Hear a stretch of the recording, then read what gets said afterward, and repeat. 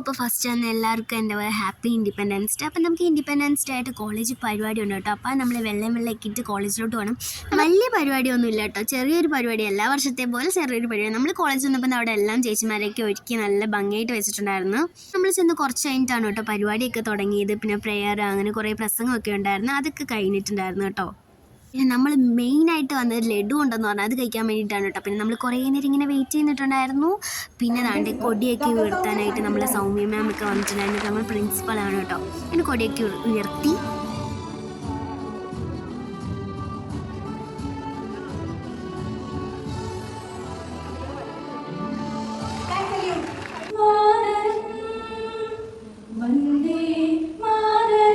ചേച്ചിമാർ നല്ല പാട്ടൊക്കെ ഉണ്ടായിരുന്നു, അതൊക്കെ കേട്ടിട്ടാണ് നമ്മൾ കാത്തിരുന്ന നിമിഷം വന്ന് ലഡു ഒക്കെ കിട്ടിയിട്ടുണ്ടായിരുന്നു കേട്ടോ.